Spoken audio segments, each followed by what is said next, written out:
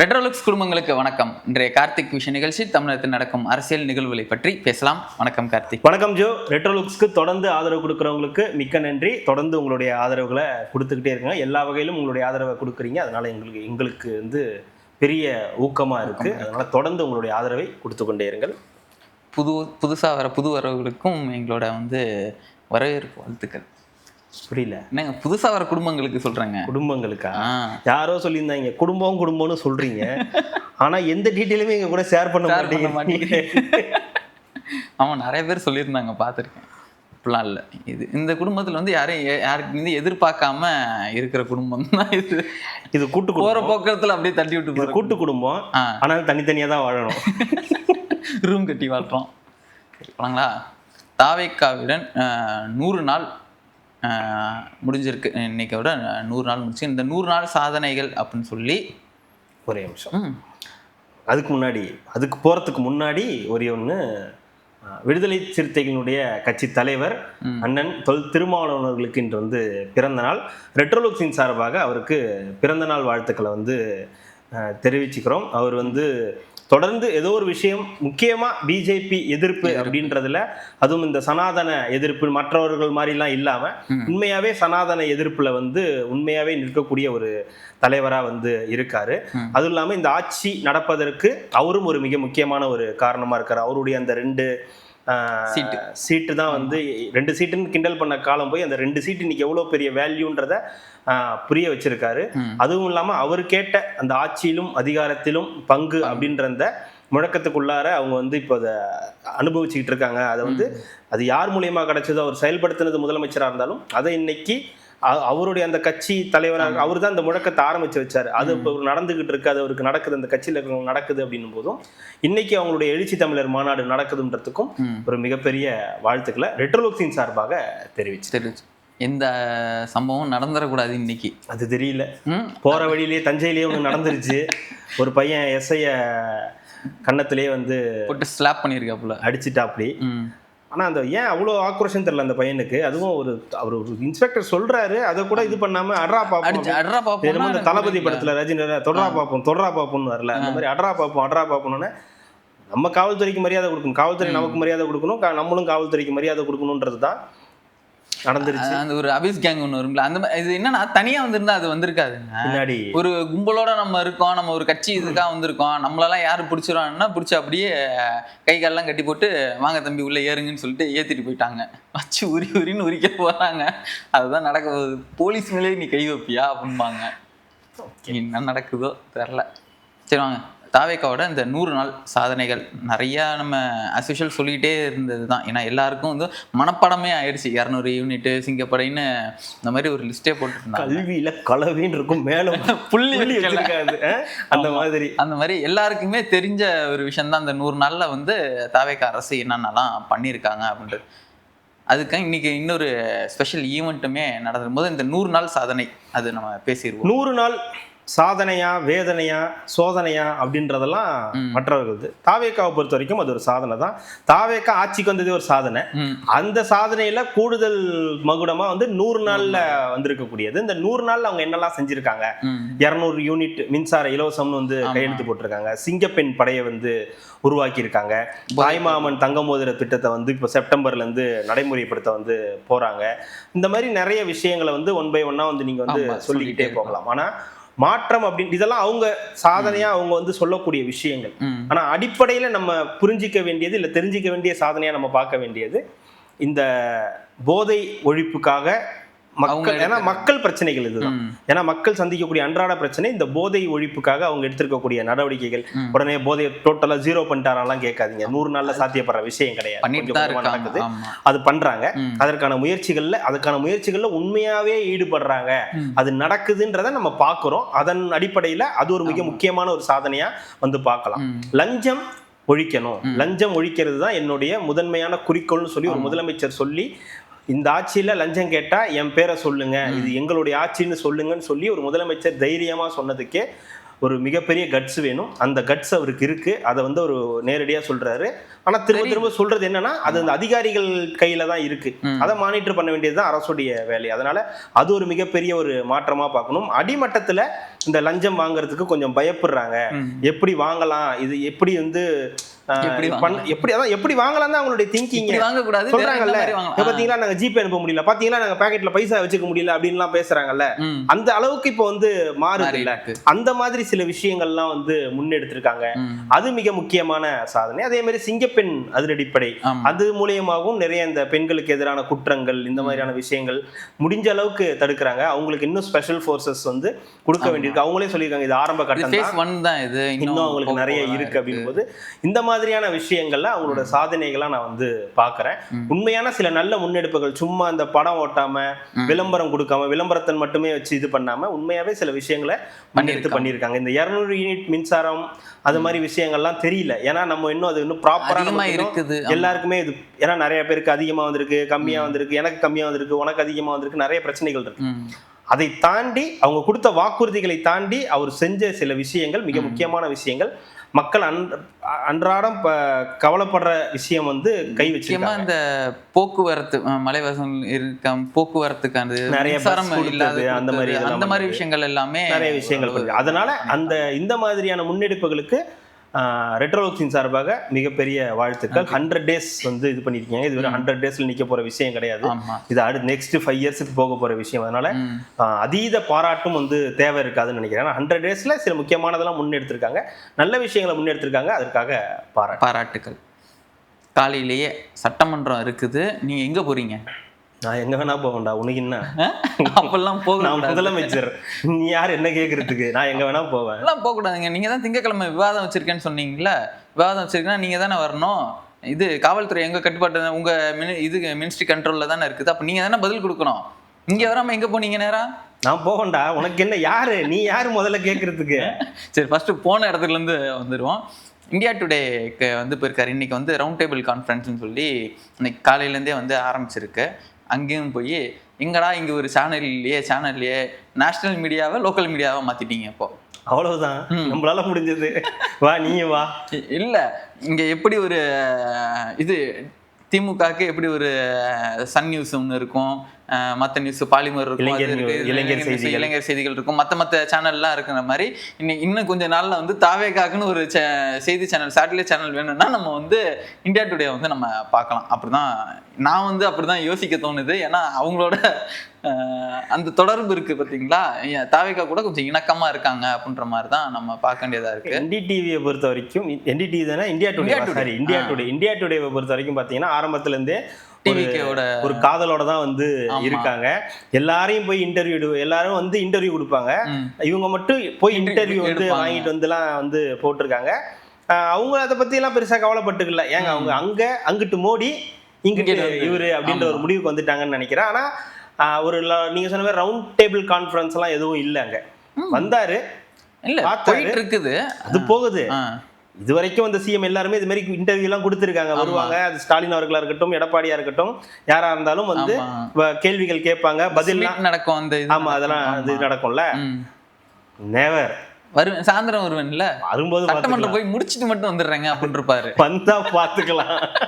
நான் காலையில சட்டமன்றத்தை விட்டு வந்திருக்கேன், என்கிட்டே திருப்பி வந்து நொய்யின்னு இருந்தீங்கன்னா அப்படின்னு சொல்லிட்டு எனக்கு கேள்விகள் அங்க இருக்கு, நான் அங்க போய் பதில் சொல்லிக்கிறேன், உங்ககிட்ட பதில் சொல்ல வேண்டிய அவசியம் இல்லைன்னு சொல்லிட்டு என்ன பண்ணணும், அந்த குத்துவிளக்கு ஏத்தணும். அப்புறம் அதுக்கப்புறம் நம்மளோட அந்த இது போடுவாங்க, அது முன்னாடி இதை திறந்து வச்சுட்டு போங்க. அப்புறம் ஒரு கையெழுத்து ஒண்ணு போடணும், ஏதாவது எங்களை பத்தி சொல்லுங்க அப்படின்னு. ட்ரூத் ஸ்பீக் லவுடர் அப்படின்னு சொல்லிட்டு ஒரு வாசகம், பிரியமுடன் விஜய் அப்படின்னு சொல்லிட்டு கையெழுத்து போட்டு, இதுக்கு மேல என்ன, உண்மையை உறக்க சொல்லுங்க, அவ்வளவுதான். இப்ப போயிட்டு தாவை காட்சி நல்லா இருக்குண்ணா, அது அவங்க விருப்பம். அவர் என்ன சொல்லியிருக்காரு, உண்மையே சொல்லுங்க, உண்மையை சத்தமா சொல்லுங்கன்னு இருக்காரு. நீங்க என்ன உண்மையா நீங்க சத்தமா சொல்லிட்டு போங்க. உங்க ஆட்சி சரியில்லை, அது உண்மையா இருந்தா அது சத்தமா சொல்லுங்க. இல்ல சூப்பரா இருக்கு சொல்லிட்டு போங்க. எந்த டிவியும் எந்த சேனலும் நல்லா இருக்குன்னு யாரும் சொல்லவே மாட்டாங்க. டாப் நாச்சுங்க அப்படின்னு நம்ம குக்கு வித் பேமாலியில சொல்ற மாதிரிலாம் எவனும் சொல்ல மாட்டான். ஓகே அப்படின்னு தான் சொல்லுவோம். எதை அடிச்சா நியூஸ் சேனல் நல்லா போகணும் எங்களுக்கு தெரியும், நீங்க இருங்க நாங்க வந்து அடிக்கிறோம் அப்படின்னு சொல்லிட்டு அடிக்கிறதுக்கு ஒரு கட்சி இருக்குது, அது போதாதா? அவங்க பண்ண 25 வருஷ கட்சி ஒன்று இருக்குது.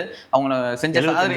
ஆமா, 75 வருஷ கட்சியை வந்து இன்னைக்கு நம்ம அடிச்சாதான் ட்ரெண்ட் ஆகுன்றது அது அந்த டிஆர்பி எல்லாமே அவங்களுக்கு நல்லாவே தெரியும் எதை அடிப்பாங்கன்னு. இல்ல அவரு இன்னைக்கு போனாரு, அது கொடுத்த பில்டப் எல்லாம் பார்த்தா இன்னைக்கு ஏதோ பெரிய இன்டர்வியூ இருக்கு போல, அவர் உட்காந்து பேச போறாரு போல, பல கேள்வி கணைகளுக்கு வந்து இன்னைக்கு பதில் கொடுக்க போறாரு போலதான் இருந்துச்சு இவங்க கொடுத்த பில்டப் எல்லாம். அவர் அதுக்கு வரல, ஜஸ்ட் இனாகரேஷனுக்கு வந்திருக்காரு. இந்தியா டுடே தமிழ் அப்படின்றது அந்த ஒரு வீடியோ போட்டாங்க, ஒரு 10-15 செகண்ட் வீடியோ போட்டாங்க. அதை பார்த்துட்டு சைன் போட்டுட்டு உண்மை உறக்க சொல்லுங்கள் அப்படின்னு சொல்லிட்டு அவர் கிளம்பிட்டாரு. முடிஞ்சு போச்சு. அவருக்கு கிளம்பி சட்டமன்றத்துக்கு வந்துட்டாரு. இது நிகழ்வு, இதை விட்டுருங்க, அதுல ஒன்றும் விஷயம் கிடையாது. இதுக்கப்புறம் அங்க அண்ணாமலை எல்லாம் பேசிக்கிட்டு இருக்காரு, எல்லாம் நடந்துகிட்டு இருக்கு. அடுத்து நடக்கும், மேபி ஈவினிங் சிஎம் போனாலும் போகலாம், அது நமக்கு தெரியாது. அவரோட ப்ரோக்ராம் ஷெட்யூல்லாம் நமக்கு தெரியாது. ஆனா அது அண்ணாமலை சொன்னது முக்கியமான வார்த்தை. இவர் ரொம்ப இக்கட்டான சூழ்நிலையில ஒரு முதலமைச்சராக இருக்காரு. அவர் முதலமைச்சராக இருக்க இந்த இது வந்து ரொம்ப குரூஷியலானது, ரொம்ப கடினமான ஒரு விஷயம் தான் அப்படின்ற ஒரு விஷயத்த வந்து ஒரு பதிவு பண்ணியிருக்காரு. இந்த இடத்துல அவர் அங்க முடிச்சுட்டு டைரக்டா சட்டமன்றம் வந்துட்டார். இதை வந்து நம்ம வந்து எப்படி பார்க்கணும்னா வரவேற்புக்குரிய ஒரு விஷயமா பார்க்கணும். அவர் நினைச்சிருந்தா அப்படியே கிளம்பி முடிச்சுட்டு இல்லைங்க அடுத்த ஷெட்யூல் இருக்கு, வேற வேலை இருக்கு, நான் இதுக்கு போறேன், நீங்களாம் முடிச்சுட்டு வாங்கன்னு சொல்லியிருக்கலாம். நாங்கள் போல டைரக்டா அங்கே முடிச்சுட்டு இங்க வந்து சட்டமன்றத்துக்கு வந்து வர்றாரு. அதுக்குள்ள திமுக இருக்கக்கூடிய அந்த இவரு அண்டா என்ன ஆளைய காணும், காட்டவே மாட்டேங்கிறீங்க, கேமராமேனை காட்டவே மாட்டேங்கிறீங்க, பயமா வைத்தியக்கார புன்னகைகள்லாம் நீங்கெல்லாம் எனக்கு புரியவே இல்லை. ஏண்டா உங்களுக்கு தெரியுமா தெரியாத, நீங்களாம் அரசியல்ல தானே இருக்கீங்க. ஒரு கட்சிக்கு ஆதரவா செயல்படுறீங்க. ஒருத்தர் இந்தியா டுடே லைவுக்கு போயிருக்காரு, நாங்க லைவ் ஓடிக்கிட்டு இருக்கு. நீ ட்வீட் போடுற அந்த மொபைல்லயே அந்த நியூஸ் வந்திருக்கும், அது கூட பார்க்காம உனக்கு என்ன அவசர கெளுத்தி இருக்கு எனக்கு புரியல.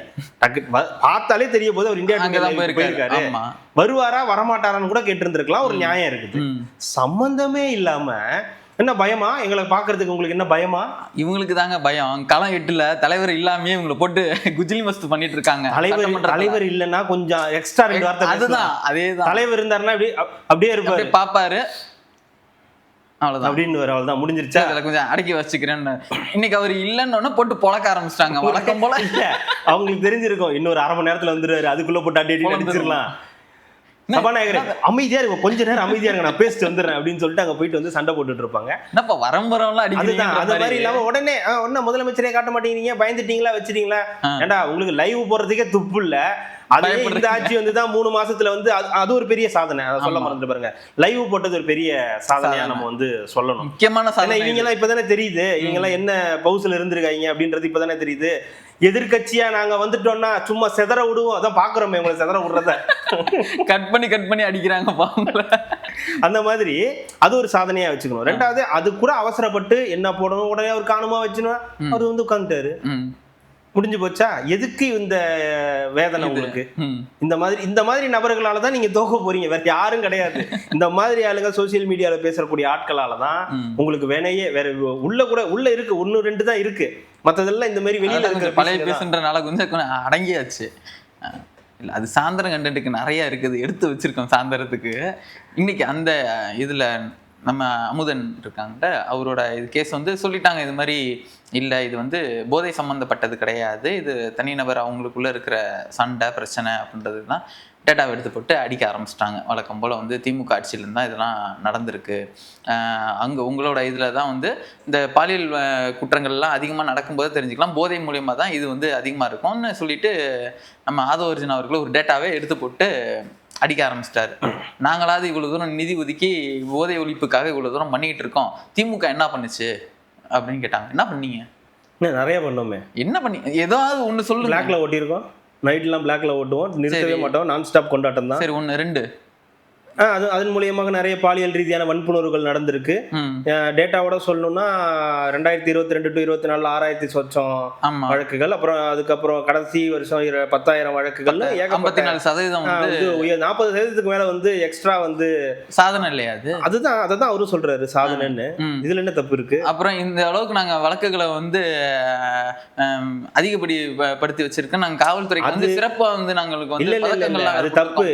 ஏன் வந்து வழக்குகள் வந்து அதிகமாச்சுன்னா நம்பி கொடுக்குறாங்க, மக்கள் வந்து சொல்ல ஆரம்பிச்சிட்டாங்க, இந்த மாதிரி நடக்குதுங்க, உள்ளுக்குள்ளேயே வச்சிருக்காம சொல்ல ஆரம்பிச்சிட்டாங்க. இதுக்கு பயந்துகிட்டு உள்ளுக்குள்ளேயே வச்சில்லாம வெளியே வந்து பேச ஆரம்பிச்சிட்டாங்க. இந்த போக்சோ வழக்குகள், பாலியல் ரீதியான குற்றங்களை வந்து மக்கள் இந்த ஆட்சிக்கிட்ட வந்து சொல்ல ஆரம்பிச்சிட்டாங்க. அதனுடைய விளைவு வழக்குகள் வந்து அதிகமாயிடுச்சே தவிர போதையின் காரணமாக அதிகமாகல. அப்புறம் எப்படிங்க கப்புள் ஃப்ரெண்ட்லி மாதிரி வந்து பீப்புள்ஸ் ஃப்ரெண்ட்லியா ஒரு அரசு இருந்தா தானே இந்த அளவுக்கு வந்து சொல்ல முடியும்.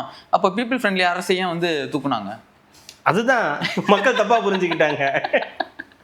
இது கம்ப்ளைண்ட் கொடுத்தவங்க தப்பு இல்ல, இத பாக்குறாங்க வெளியே இருந்து அவங்க வந்து தப்பா புரிஞ்சுட்டு ஓ இவ்வளவு நடக்குதா நாட்டுல அப்படின்னு தப்பா புரிஞ்சுக்கிட்டாங்க. போட்டு அந்த அடி அடிச்சுக்கிட்டு இருக்காங்க.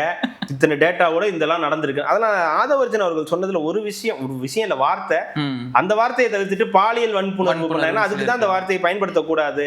ஒரு சட்டசபையில என்ன வார்த்தைகளை பயன்படுத்தணும், அது இல்லாம தைரியம் இருந்தா அப்படின்றாங்க. அது தைரியம் இருக்கிற இடம் நீங்க மேடையில பேசுறது, அந்த இதுல இருக்கு இல்லையா, நம்ம கட்சி மேடைகள்ல அங்க பேசுற வார்த்தைகள். தைரியம் இருந்தா நீங்க வந்து சொல்லுங்க, தைரியம் இருந்தா உங்களுக்கு என்ன, அது கிடையாது. நீங்க இங்க பேச வேண்டியது பேரவை தலைவர்கிட்ட தான். மாண்புமிகு பேரவை தலைவர் அவர்களே, இந்த மாதிரி நடந்திருக்கு, அவங்களுக்கு டேட்டா இருந்தா இந்த மாதிரி இருந்தா சொல்லுங்க அப்படின்னா முடிஞ்சு போச்சு. இப்ப நம்ம இவர் செங்கோட்டையன் சொல்றாருல, மாண்புமிகு பேரவை தலைவர்களே இது அவை குறிப்புல இருந்து நீக்கணும் அப்படின்னா, திராணி இருந்தா நீக்குங்கன்னு சொல்ல முடியுமா? தெம்பு இருந்தா, தைரியம் இருந்தா அதெல்லாம் சொல்லணும். இன்னைக்கு அவரு கூட ஒண்ணு பண்ணிட்டு இருந்தாரு, அவர் எவ்வளவு கரெக்டா பண்றாரு, அதெல்லாம் கொஞ்சம் அவங்க கத்துக்கணும். அவர்கிட்ட இருந்து எந்தெந்த வார்த்தைகளை பேசணும். அந்த கற்பழிப்புன்ற அந்த வார்த்தைக்கு பதிலாக தான் பாலியல் வன்புணர்வு, பாலியல் ரீதியான துன்புறுத்தல்கள்னு சொல்றாங்க. அப்ப அந்த வார்த்தைகள்லாம் அவர் வந்து பயன்படுத்தணும்ன்றது ஆதவர்ஜனா வந்து அது ஒரு சில வார்த்தைகள் வந்து நீங்க மது குடிப்பவர், மது பிரியர்கள் இந்த மாதிரி சொல்ற மாதிரி இருக்கும்ல, அந்த வார்த்தை ஸ்ட்ராங்கா போகணுன்றதுக்காக தான் இந்த மாதிரி கற்பழிப்பாங்களா? இல்ல, அது பண்ணக்கூடாது. அது ரொம்ப ஒரு மாதிரி தவறா இருக்கு, ரொம்ப ஹார்டா இருக்குன்றதுனாலதான் அதுக்கு மாற்றி இந்த நோயாளின்னு சொல்லக்கூடாது, மருத்துவ பயனாளின்னு சொல்லணும். அது ஒரு சாஃப்டா சொல்ற மாதிரி. அது ஒரு அதுதாங்க மது பிரியர்கள், அப்புறம் சொன்னீங்க இப்ப மருத்துவ பயனாளிகள், கிட்னி முறைகேடு இந்த மாதிரி சொல்றதெல்லாம் அது தெரியும். அதெல்லாம் திருட்டு கொட்டு பண்ற வேலை அது கிடையாது. அந்த மாதிரி சொல்றது, நான் சொல்றது சம்பந்தப்பட்டவங்க கஷ்டப்படுவாங்க. இப்போ ஒண்ணு நடந்திருக்குன்னா, ஒரு பாலியல் வன்புணர்வு யாரோ ஒருத்தவங்களுக்கு நடந்திருக்குன்னா அவங்கள்ட்ட போய் கற்பழிச்சாங்க அப்படின்லாம் நம்ம சொல்லும் போது என்ன ஆகும்னா, அது ரொம்ப ஹார்டா இருக்கும், அது சொல்லும் போதே ரொம்ப கஷ்டமா இருக்கும்ன்றதுனால அதுக்கு பதிலாக தான் அதுக்கு பாலியல் வன்புணர்வு, பாலியல் துன்புறுத்தல்கள், பாலியல் ரீதியான சீண்டல்கள் அப்படின்னு சொல்றாங்க. அதை வந்து சொல்லணும்ன்றதா. மற்றபடி ஒரு டேட்டா சொன்னதுல எந்த தப்பும் கிடையாது, கரெக்டா தான் வந்து சொன்னாரு. உடனே நம்ம ட்ரிகர் ஆகி ஆப்போசிட்ல இருந்து எந்திரிச்சு இந்த மாதிரி தான் போதையை பத்தி நீங்க வந்து பேசுவீங்க. அவர் கரெக்டா தான் கேட்டிருக்காரு. ஆமா, நீங்க போய் ஸ்டேடியத்துல உட்காந்து நொறுக்குவீங்க, என்னது போன் மேல வச்சு மாத்திரையை நொறுக்குவீங்க, நீங்களாம் பேசலாமா? நீங்க என்ன ஆக்ஷன் எடுத்தீங்க? கரெக்ட், ஆக்ஷன் எடுக்கல தான். என்னன்னு கேட்டு கூப்பிட்டு விசாரிச்சிருக்காங்க. இது மாதிரி நடந்திருக்கு, இந்த மாதிரி ஆச்சுன்னு அப்படின்னு வந்து சொல்லியிருக்காங்க. அதெல்லாம் கரெக்டுங்க. ஆனா அது எந்த ஆட்சியில நடந்துச்சுன்றது தெரியணும் இல்லையா? அப்ப நான் ஐபிஎல் மேட்ச் பார்க்க போகும்போது உங்க ஆட்சி தானே, உங்க ஆட்சி வாசல்லையே வச்சு வித்தீங்களா அப்படின்னு நியாயமான கேள்வி தானே. உங்க ஆட்சியில நடந்திருக்குது, அவர் தப்பே பண்ணிருக்கட்டும், அவர் அந்த போதை மருந்தையே வச்சு உடைச்சிருக்கட்டும், எப்படி ஒரு கிடைச்சது? எங்க இருந்து கிடைச்சது? எங்க இருந்து சாதிக் பாஷா வந்தாரு? யாரு ஜாபர் சாதிக் வந்தாரு? புள்ள பூச்சிக்கெல்லாம் கொடுக்கும் முளைக்கு சரத் அன்னைக்கு என்ன கனவா கண்டாரு? இன்னைக்கு உடைக்கிறோம், அன்னைக்கு நம்மளை வச்சு சட்டத்தை வச்சு கிளின்னு கிளிப்பாங்கன்னு சரத் என்ன கனவா கண்டாரு? ஆனாலும் ஒரு நீலாம் திருப்பி எந்திரிச்சு எனக்கு கவுண்டர் அட்டாக் எல்லாம் அதுதான் நினைச்சு பாயிண்ட். உங்க ஆட்சியில தானே நடந்துச்சு, அப்போ நீங்க வித்தீங்களா? வாசல்ல வச்சு நீங்க வித்தீங்களா அப்படின்றது நியாயமான கேள்வி தானே. ஆனா இந்த மேட்டரை விட்டுட்டு அப்படியே சீட்டியர் ஒரு அடி அடிச்சாரு பாருங்க, அந்த ஜாஃபர் சாதிக். இதெல்லாம் பேசுறீங்க, போதை இதை பத்தி எல்லாம் பேசுறதுக்கு உங்களுக்கு ஏதாவது இருக்குதா? உங்க ஆட்சியில தானே உங்க குடும்பத்தோட நின்று எல்லாரும் போட்டோ எடுத்தீங்க, நீங்க உங்க அப்பா எல்லாரும் சேர்ந்து போட்டோ எடுத்தீங்க. நாங்க அவரை நீக்கணும்ல, நீங்க அதே மாதிரி இவரை நீக்குனீங்களா? நாங்க அவரை இது பண்ணல, அந்த கட்சியில இருந்து நீக்கணும். ஆக பெரும் சாதனை அவரை கட்சியில இருந்து நீக்கினது முடியவே முடியாத காரியம், யாராலையுமே முடியாத காரியம். டெல்லி கைது பண்ணிருச்சுல, அப்புறம் என்ன கைது பண்ணு சொன்னீங்கன்னா வழக்கு போட்டீங்களா, கைது பண்ணீங்களான்னு கேட்டா என்ன அர்த்தம்? யார அவரு என்ன கேட்டாருன்னா, அவரை இது பண்ணீங்க, நீங்க தமிழ்நாடு அரசு சார்பா நீங்க வந்து ஏதாவது ஒரு வழக்கு போட்டீங்களா, ஏதாவது பண்ணீங்களா அப்படின்ற. அதான் டெல்லி கைது பண்ணிருச்சுல, அரெஸ்ட் பண்ணிருச்சுல. டெல்லியே பண்ணும்போது நான் என்ன எப்படிங்க அரெஸ்ட் பண்ணவர் மேலே நாங்க திருப்பி போய் அரெஸ்ட் பண்ண முடியும்? அதனால பண்ண முடியாது, சரி அவங்களே வச்சுக்கிட்டுன்றதுக்காக நாங்க கொடுத்துட்டோம் ஜாஃபர் சாதிக் அவர்கள். எங்களுக்கு ஜாஃபர் சாதிக் வேணாம் அப்படின்னு சொல்லி கொடுத்துறாங்க. ரெண்டாவது ஆதவர்ஜன் என்னன்னு சொன்னார், 2020 அப்புறம் அதிகமாச்சு. அதுவும் உண்மைதான். இந்த கடைசி 5 வருஷத்துல 6 வருஷத்துல ஏகப்பட்ட மாற்றங்கள். இந்த போதை பொருள் அது இருக்குதான், அது மெல்ல மெல்ல மெல்ல மெல்ல ஊடுருவி உள்ள வந்துருச்சு. இப்போ உச்சத்துல இருக்கு, இப்போ எல்லார் கையிலயும் கிடைக்குது, ஸ்கூல் ஸ்டூடெண்ட்ஸ் கையில எல்லாம் ஈஸியா கிடைக்குதுன்றதெல்லாம் கடந்த 5-6 வருஷத்துல நடந்திருக்கக்கூடிய பெரிய மாற்றம்.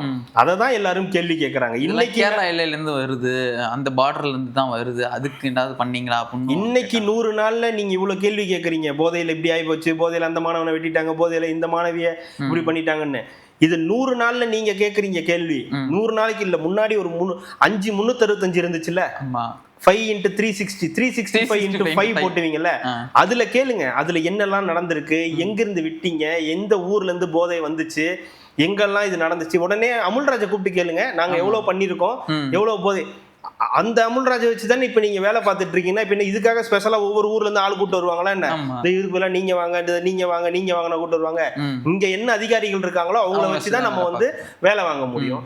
என்ன மாதிரி எதிர்கட்சி தலைவர் நமக்கு அமைச்சிருக்காரு பாத்தீங்களா? வேற லெவல் எதிர்கட்சி தலைவர். நமக்கு எல்லாரும் சொல்றாங்க முதலமைச்சர் ஒண்ணும் தெரியல, வச்சு தெரியல. முதலமைச்சர் ஒரு பஞ்சாயத்துனா உங்களுக்கு, எங்களுக்கு எதிர்கட்சி தலைவர் ஆக பெரும் பஞ்சாயத்தா இருக்காரு. ஒண்ணுமே தெரியலப்பா அவருக்கு. எதை கேட்டாலும் எதெல்லாத்துக்கு நான் தான் பதில் சொல்லணும், அப்ப நீங்க தான் பதில் சொல்லணும். நீ வேற யார் பதில் சொல்லுவா? என்னப்பா எல்லாம் சும்மா இருக்கீங்க, அதுக்குதான் கத்துறாங்க. அதான் நமக்கு தெரியும்.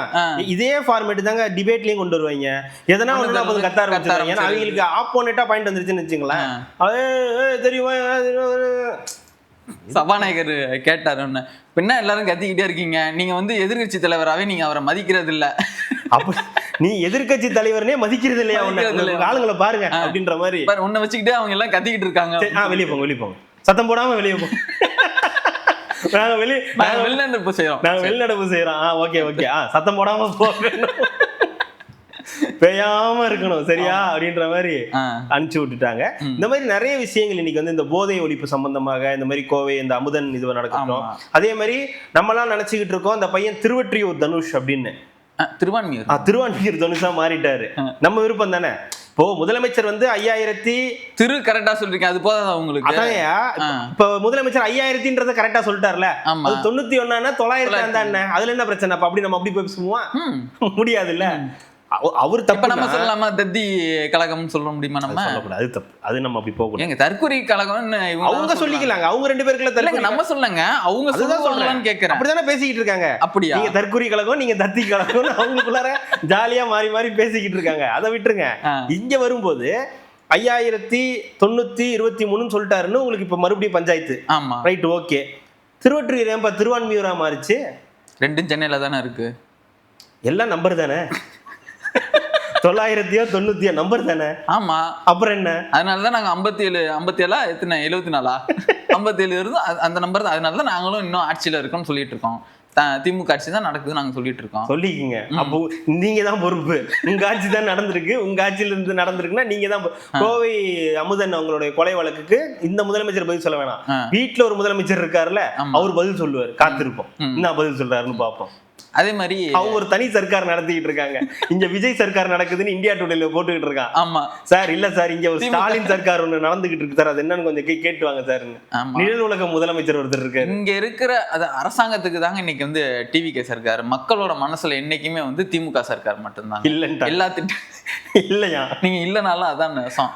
ஒவ்வொரு திட்டத்திலயும் அப்பா இருக்காரு, ஒவ்வொரு வீட்டுக்குள்ளயும் ஒரு அப்பா இருக்காரு. ஒவ்வொரு வீட்டுக்குள்ளயும் ஒரு அப்பா இருக்கலாம், ஆனா எல்லா அப்பாவும் அப்பாவுக்கு தான் ஓட்டு போட்டாருன்னு சொல்ல முடியாது இல்ல. அதுதான் நடந்திருக்குது.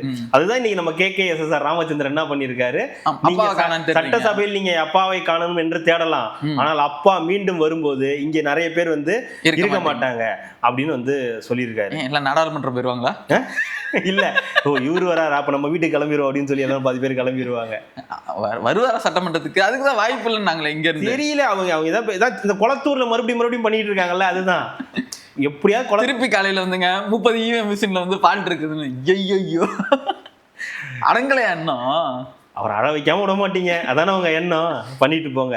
அதனால KKSR ராமச்சந்திரன் சொன்னாரு, இந்த மாதிரி நாங்க வந்து மீண்டும் வரும்போது நீங்களாம் நிறைய பேர் வந்து இங்க இருக்க மாட்டாங்க, நாங்க இங்கதான் இருப்போம். செங்கோட்டையன் எந்திரிச்சு அழகா சொல்லிட்டாரு, விஜய் அவர்கள் முதலமைச்சராக இருக்கும் வரை நீங்க ஆட்சிக்கே வர முடியாது அப்படின்னு அவர் சொல்லிட்டாரு. நாங்க எப்ப விழுந்தாலும் வேகமா எழுந்திருக்கக்கூடிய ஆற்றல் உடையவங்க திமுக காரங்க. ஒரு MLA வச்சுட்டு இருந்த கட்சி இது, அதுதான் சொல்றேன்.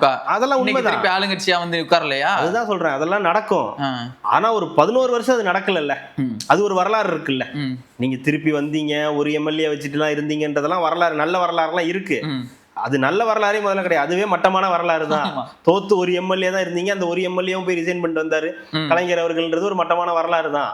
அதுல இருந்து நீங்க வந்து இதாகி திருப்பி வந்தீங்க. ஆனா 11 வருஷம் ஒருத்தர் உங்களை வந்து வரவே விடாம வச்சிருந்தாருக்குல்ல, உடனே நேரு இவர்கள் எந்திரிச்சு உள்ளாட்சி நாங்க ஜெயிச்சோம், நாடாளுமன்றத்தை அன்றைய எம்ஜிஆர் அவர்கள் இருந்த காலகட்டத்திலேயே நாங்க உள்ளாட்சி தேர்தல் எல்லாம் ஜெயிச்சோம், நாடாளுமன்றத்திலயும் ஜெயிச்சோம். அதுக்கும் வச்சிருந்தாங்களா கவுண்டரு?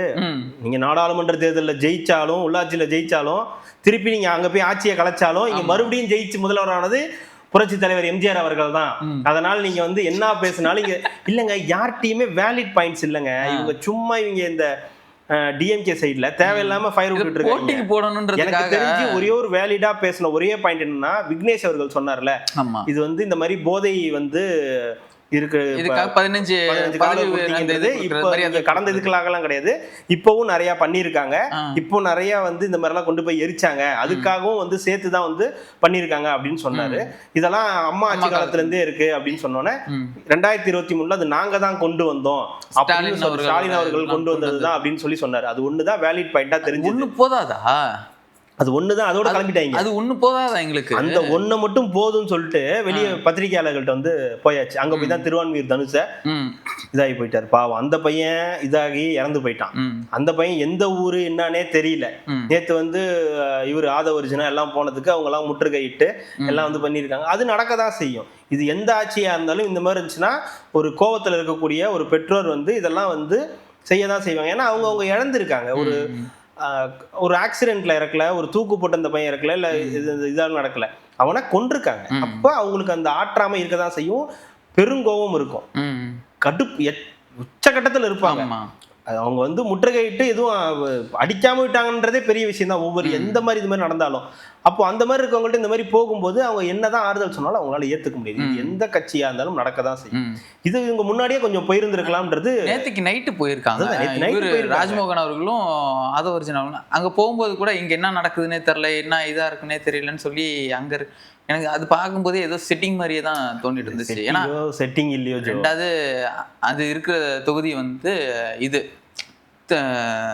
திருவெற்றியூர் தொகுதி வந்து அது யார் அங்க இருக்காருன்றதும் நம்மளுக்கு நல்லாவே தெரியும். யாரு ஒருவேளை தூண்டி விட்டாங்களான்னு கூட இல்ல, ஒரு அமைச்சர் வந்திருக்காங்க, வந்து பார்த்துட்டு போயிருக்காங்க, எல்லாம் இதா இருக்குன்ற. அப்போ அந்த இதெல்லாம் தேவையா அப்படின்றது ஒரு இது இருக்கு. இல்ல அவங்களுடைய கோபம்னு ஒண்ணு இருக்கும்ல, அவங்க இன்னும் இப்பதான் போறாங்க அப்படின்றது ஒரு கோபம் ஒரு பக்கம் இருக்கும். என்ன நடந்துன்றத விசாரணை இருக்கும். மேபி அவங்களும் ஓட்டு போட்டு இருந்திருக்கலாம், இவங்களுக்கு ஓட்டு போட்டு அவங்களும் இவங்களை ஜெயிக்க வச்சிருந்திருக்கலாம். அந்த ஒரு கோபமும் வந்து ஒரு பக்கம் இருக்கலாம். அதை நம்ம வந்து எதுவும் சொல்ல முடியாது. ஆனா போனாங்க இல்லையா, போய் பார்த்திருக்காங்கன்றது நல்ல விஷயம். அவங்க அதே மாதிரி அவங்களுடைய கோபத்தை காட்டியிருக்காங்கன்றதும் நிகழக்கூடிய ஒரு விஷயம் தான். அதுக்கு இவங்க உடனே பாத்தியா மக்கள் உங்க மேல கோவப்பட்டாங்க. உடனே எப்படி அது கோவப்பட முடியும்? அவங்க மேல வந்து பார்க்க தான் வந்திருக்காங்க, அவங்க மேல ஏன் அப்படி கோவப்படுறாங்கன்றதுதான் நம்மளுக்கு. அவங்களுக்கு நடவடிக்கை எடுக்கல, என்ன நடக்குது தெரியல. இல்ல பண்ணி எடுத்துட்டு தான் எடுக்கிறாங்க. அவங்களுக்கு என்னன்னா ப்ராப்பரா நீங்க செய்யல, என்ன நடந்துச்சுன்றதை நீங்க இது பண்ணாம இருக்கீங்கன்னு சில கோவங்கள் இருக்கு. அது சொல்லிட்டாங்க. நைட்டா 6 லட்சம் ரூபாய் வரைக்கும் ஏதோ இப்போதைக்கு நிதி உதவியும் கொடுக்குறேன்னு இருக்காங்க. மாசம் வந்து 8000 ரூபாய் வர அளவுக்கு வந்து இது பண்ணிருக்கணும். அவங்க அண்ணன் ஒருத்தர் ஏதோ அரசு வேலை வந்து கொடுக்கறதுக்காக நம்ம வந்து பார்த்துட்டு இருக்கோம். நடவடிக்கை எடுக்கலன்னே சொல்லல. நான் கவர்மெண்ட் 3 மாசத்துக்குள்ள அந்த இதுக்கான வழக்கு வந்து சரியான அமுதன் கொலை வழக்கான சரி 3 மாசத்துக்குள்ள. இது என்னன்னா இதுக்கு நடுவுல தான் நம்ம எதிர்கட்சி தலைவர், ஆகப்பெரும் எதிர்கட்சி தலைவர் என்ன சொல்றாரு, இது இந்த துறைக்கு வர வேண்டிய முதலமைச்சரே இங்க வரல, அவரு தான் பதில் சொல்லணும். அவரு வந்து பதில் சொல்லாதது வந்து பதில் சொல்லாம இன்னைக்கு வரவே இல்லை, சபைக்கே அவர் வரல அப்படின்னா, சபைக்கு வரலன்னா அவர் வெளியே போயிட்டு வராரு, அதுக்குள்ள உங்களுக்கு அவசரம் ஏன்? இப்ப முதலமைச்சர் சொன்னாதான் கேட்டுப்பீங்களா? மத்த துறை அமைச்சர், அதாவது இவருக்கு யாரு கேக்குறாங்களோ அவருதான் இவருக்கு பதில் சொல்லணுமா? நீங்க ஒரு தலைவன் கேட்கும்போது தலைவன் தாங்க பதில். ரமேஷ் வந்து சொன்னார்ல, ஓபிஎஸ் அவர்கள் சொன்னார்ல, முதலமைச்சர் ஒருத்தர் வராரு, வந்துருச்சு எல்லாருக்கும் வணக்கம் சொல்றாரு, அவர் இடத்துல இருந்தே நின்று ஒரு வணக்கம் சொல்லலாம் எல்லாருக்கும். ஆனாலும் ஒரு மரியாதை நிமித்தமா போய் அந்த சபை வரைக்கும் எண்டு வரைக்கும் போயிட்டு அங்க போய் வணக்கம் சொல்றாரு. அப்புறம் அங்க இருக்கிற எம்எல்ஏக்கெல்லாம் அண்ணா எங்க பக்கம் கொஞ்சம் வாங்கினா அப்படின்னு அங்கேயும் போயிட்டு வணக்கம் சொல்லிட்டு வராரு. வந்தோன்னா ஆப்போசிட்ல முன்னாள் எதிர்கட்சி தலைவர், முன்னாள் முதலமைச்சர் உட்கார்ந்துருக்காரு, அவரெல்லாம் எந்திரிச்சு வணக்கம் சொல்றாங்க. இது எதுவுமே இது கிடையாது, மரபு கிடையாது, கம்பல்சரியும் கிடையாது. இன்னார் வராரு அவருக்கு எந்திரிச்சு நம்ம மரியாதை கொடுக்கணும்ன்றது இது கிடையாது. ஒரு சட்டசபையில முதலமைச்சர் அவருக்கு எந்திரிச்சு அந்த ஆளுங்கட்சியை சேர்ந்தவங்க வணக்கம் சொல்றாங்க. எதிர்கட்சியில் இருக்கக்கூடிய சிலரும் மாண்பு தெரிஞ்ச சிலரும் மரபு தெரிஞ்ச சிலரும் எந்திரிச்சு வணக்கம் சொல்றாங்க. இது நல்ல பழக்கம். ஒருத்தர் வராரு, ஒரு முதலமைச்சரா ஒருத்தர் இருக்காருன்றத மத்த யாருக்கும் அவங்க எந்திரிச்சு வணக்கம் சொல்ல போறது இல்ல. சபாநாயகருக்கு மட்டும்தான் அங்க மரியாதை. சபாநாயகர் கண்ட்ரோல்ல இருக்கிறது தான் சட்டப்பேரவை. அதனால சபாநாயகருக்கு தான் மரியாதை. சபாநாயகர் வரும்போது எல்லாரும் எந்திரிக்கணும். பேசிட்டு இருக்கும்போது சபாநாயகர் எந்திரிச்சிட்டாருன்னா நம்ம உட்கார்ந்துடணும். எந்திரிச்சு இருக்காங்கன்னா யாராவது எந்திரிச்சு நிக்கிறாங்க, அப்ப சபாநாயகர் எந்திரிச்சாருன்னா அவர் வந்து உட்கார்ந்துடணும். வெளியே போயிட்டு நீங்க வரீங்க, கேண்டீன் போயிட்டு வரீங்க, பாத்ரூம் போயிட்டு வரீங்கன்னா திருப்பி உள்ள வரும்போது சபாநாயகர் இயற்கையை நோக்கி கை கூப்பி வணங்கணும்ன்றதுதான் மரபு. மத்த யாருக்கும் எந்திரிக்கணுமோ, முதலமைச்சருக்கோ எதிர்கட்சி தலைவருக்கோ எந்திரிக்கணுமோ வணக்கம் வைக்கணுமோ மரபு இல்லை, சட்டத்திலேயே இல்லை. ஆனா ஒரு மரியாதை நிமித்தமா எல்லாரும் எந்திரிச்சு அவங்க கட்சி, அவங்க முதலமைச்சர், அவங்க தலைவர்ன்றதுனால வணக்கம் சொல்றாங்க. ஆப்போசிட்ல இருக்கிறவங்களும் மரபு தெரிஞ்சவங்க, மரியாதை தெரிஞ்சவங்க வணக்கம் சொல்றாங்க. இது நம்ம மாண்பு. நம்மளை பார்த்து ஒருத்தவங்க வணக்கங்க அப்படின்னு சொன்னா நம்ம வணக்கம் சொல்லுவோம். நான் உங்களை பார்த்து வணக்கம் சொல்றேன், நீங்க அப்படியே அப்படின்ட்டு போனீங்கன்னா அது ஒன் சைடு. அதுக்கப்புறம் அடுத்த தடவை சொல்ல மாட்டேன். நீங்களே என்னை பார்த்து வணக்கம் சொல்ல, காலைல ஒரு குட் மார்னிங் சொல்றேன்னா ஐயா வணக்கம் அப்படின்னு சொல்றீங்க, வணக்கம் அப்படின்னு சொன்னாதான் மரியாதை. வணக்கம் அப்படின்னு அப்படின்னீங்கன்னா எப்படின்னா அந்த மாதிரி ஒரு ஆட்டிடியூட் தான். இதனால எதிர்கட்சி தலைவர் எந்திரிச்சு நின்று முதலமைச்சருக்கு மரியாதை கொடுக்கணும்னு யாரும் சொல்லல. ஆனா ஓபிஎஸ் அவர்கள் சொன்ன இது, அவர் அந்த பக்கம் இந்த பக்கம் போயிட்டு வர்றாருன்னா ஒரு முதலமைச்சர் அவர் செய்யறாரு, புது மரியாதையா இருக்குன்னா புதுசா இருக்கு இந்த மரபெல்லாம் அப்படின்னா எனக்கு புரியல. ஒரு முதலமைச்சர் எங்க உங்களால முடியாதுன்னா நீங்க நின்றுட்டு போங்க, உங்களுக்கு முடியாது, நீங்க தப்பு தான் இருந்தாலும் எனக்கு வேற வழியில நான் சொல்றேன். நீங்க அந்த சபைக்குள்ளார நடந்து வந்து வணக்கம் சொல்றதுக்குள்ளார 3/4 மணி நேரம் ஆயிடும். சொல்லிட்டு ரிட்டர்ன் வந்து உங்க சீட்ல உட்காரத்துக்கு 3/4 மணி நேரம் ஆயிடும். அதுக்குள்ள அங்க அவை ஆரம்பிச்சு இதாகிடும். அதனால லேட் ஆகும். ஆனா அவர் ஒரு எங்க சிஎம்ன்றதுனால வராரு, போறாரு, வணக்கம் சொல்றாரு, வந்து உட்கார்ந்துடுறாரு. இதுல என்ன பிரச்சனைன்னு தெரியல. அது அவை குறிப்புல இருந்து நீக்கிட்டாங்க. அங்கேயும் இங்கேயும் அவர் வந்து இது பண்றாருன்றத அவை குறிப்புல இருந்து நீக்கிட்டாங்க. என்ன சொல்லிட்டேன், அவர் அங்க இங்கிட்டு போயிட்டு வர்றாருன்னு சொல்லிட்டேன், கொஞ்சம் மரியாதை நடந்துக்கோங்கன்னு சொல்லிட்டேன். அதுக்குன்னு மரியாதை தெரியாத பசங்க மாதிரி அப்படி பேசுவீங்க நீங்க? மரியாதை தெரிஞ்ச பையன்றதுனாலதான் ரமேஷ் அவர்கள் என்ன பண்ணாருன்னா இந்த மாதிரி வந்து முதலமைச்சர் வந்து வரும்போது எல்லாரும் எந்திரிச்சு வணக்கம் சொல்றாங்க. நீங்க எதிர்கட்சி தலைவர் அந்த செய்யற அவர் வந்து என்ன சொல்றாருன்னா எங்களுக்கு மரியாதை கொடுங்கன்னு கேட்கல, மரியாதையை கேட்டு வாங்க கூடாது அப்படின்னு.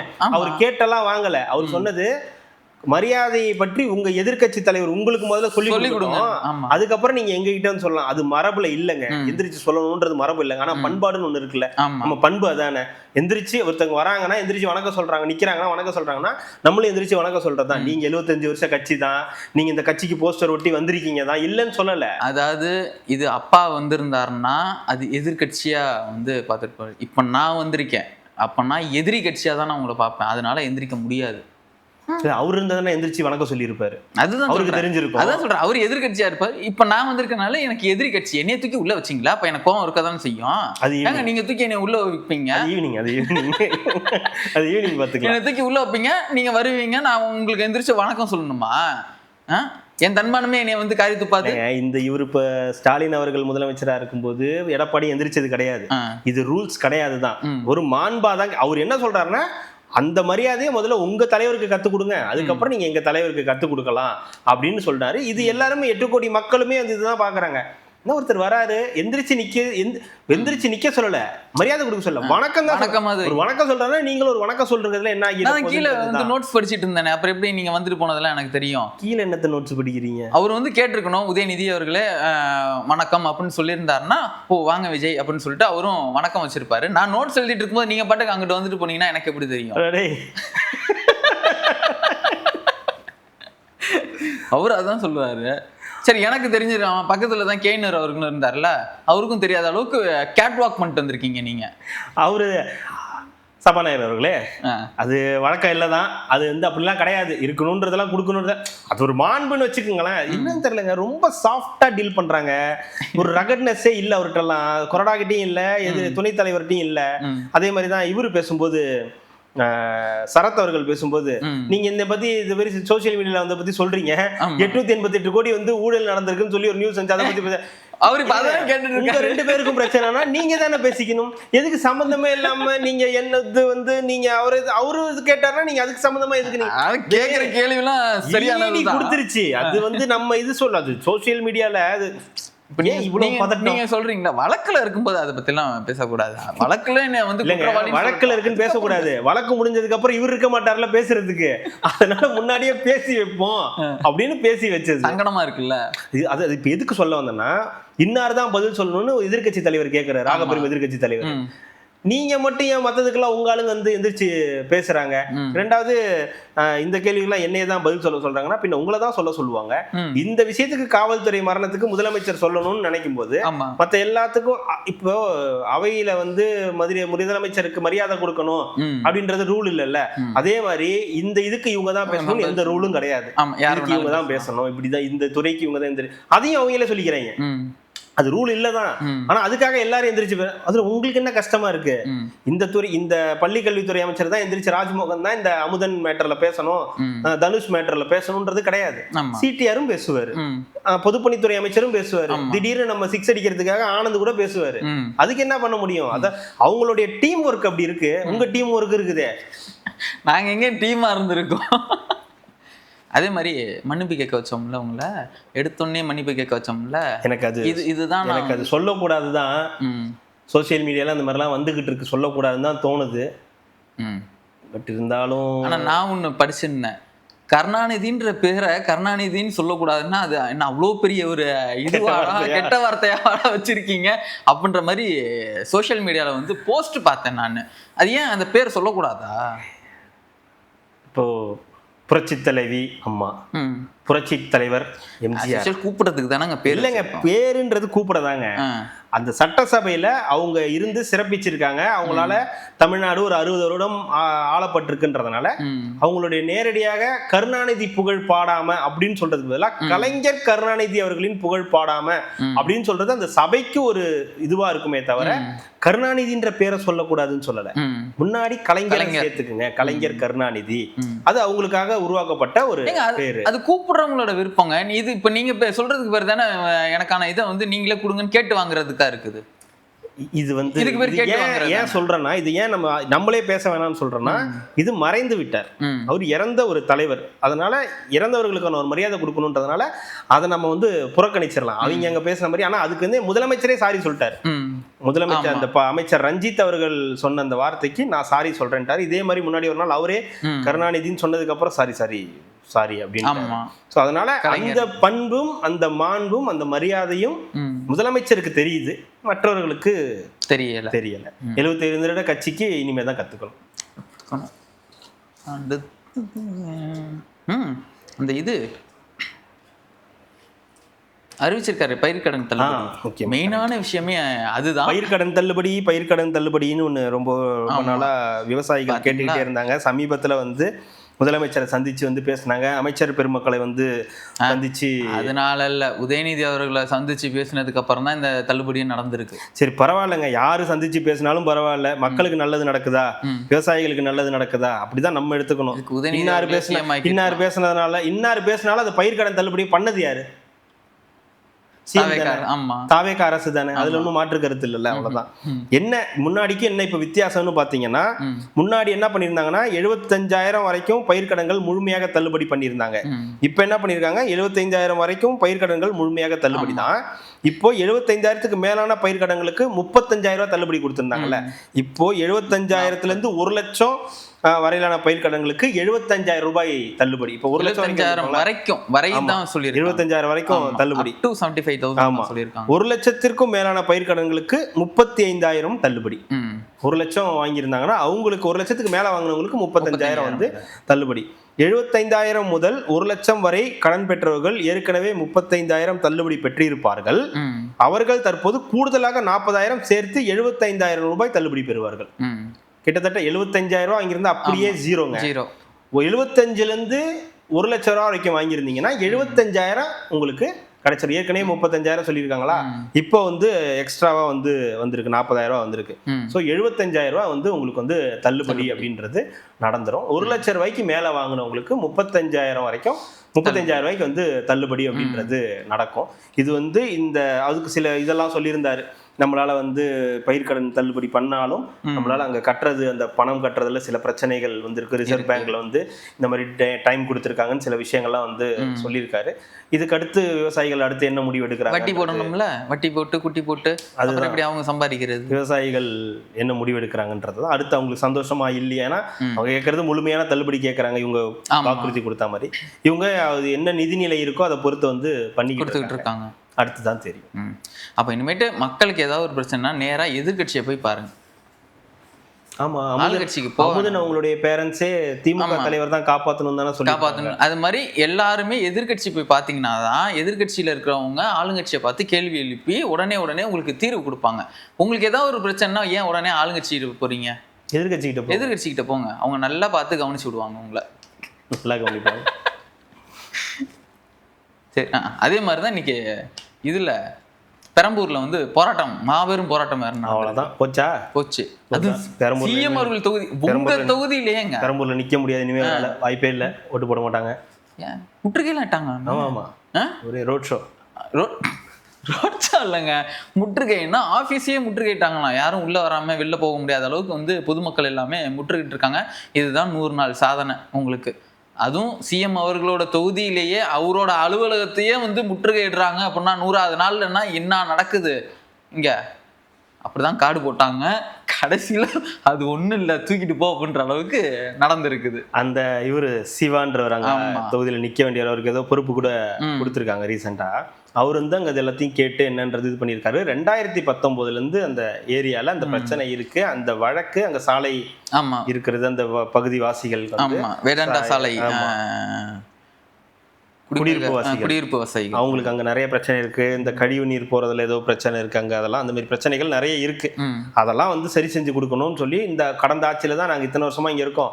அதிமுக திமுக ரெண்டும் மாறி வந்து எங்களோட பிரச்சனைகள் எதுவுமே வரைக்கும் காதலியே வாங்கிக்கிட்டது இல்ல. இந்த ஆட்சி வந்திருக்கு, சிஎம்ஏ எங்க தொகுதியோட எம்எல்ஏவா இருக்கிறதுனால எங்களுக்கு இதை சீரிய முறையில சிறப்பா செஞ்சு தரணும்னு சொல்லி கேட்டிருக்காங்க. ஆமா, கவன ஈர்ப்பு தீர்மானத்துல அவர் என்ன சொல்லியிருக்காரு, இந்த கவன ஈர்ப்பு தீர்மானம் நம்ம கோர்ட்டுக்கு தான் போனோம். ஏன்னா 2019 அங்க பஞ்சாயத்து போயிட்டு இருக்கு. ஏதோ ஒரு குறிப்பிட்ட ஒரு குடும்பத்தை பத்தி சொல்லி அதனாலதான் இது வந்து பண்ண முடியாம இருக்கு அப்படின்னு சொல்லியிருக்காங்க. அதனால விரைவா அந்த வழக்கை வந்து முடிச்சிட்டு அதுக்கப்புறம் அவங்க வந்து சிறப்பா செஞ்சு தரப்படும் சொல்லிட்டாங்க. வழக்கம் போல நம்ம இளைஞர் செய்திகள், மண் நியூஸ் எல்லாம் எடுத்து பாத்தீங்களா போச்சா, நாட்டு மக்களுக்கு அநீதி இழைச்சிட்டாங்க, ஈரான்ல இந்த மாதிரி ஒரு பிரச்சனை நடந்துருச்சா, காரணமே இவங்க தான் காரணம் அப்படின்னு சொல்லி போட்டுக்கிட்டு இருக்காங்க. இதை தாண்டி எங்களுக்கு என்ன தெரியும்? அடுத்தது கர்நாடகா உச்சநீதிமன்றம் வந்து கேட்டிருக்கு, நீங்க வந்து ஏன் தண்ணி திறந்து விட மாட்டேங்கிறீங்க?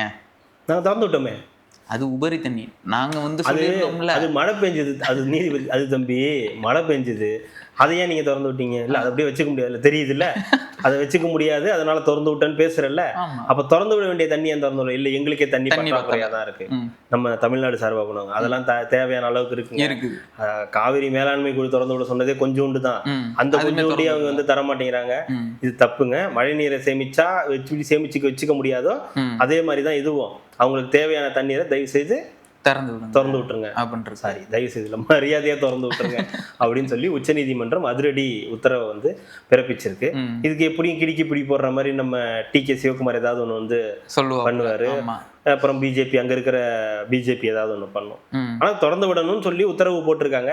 எவ்வளவு எப்ப திறந்து விடுறாங்கன்றது இதுக்கப்புறம் தான் தெரிய வரும். விட மாட்டாங்க, திறந்துலாம் விட மாட்டாங்க. ஏங்க எல்லா இடத்துலயும் உருவ போட்டு எரிக்கிறாங்க. யாரோட உருவமே? விஜய் அவர்களோட உருவ பொம்மை தான் கேரளால பாத்தீங்களா, கேரளால எரிக்கிறாங்க. சரி, எரிச்சிட்டு போங்க, தண்ணியை விட்டுருங்க.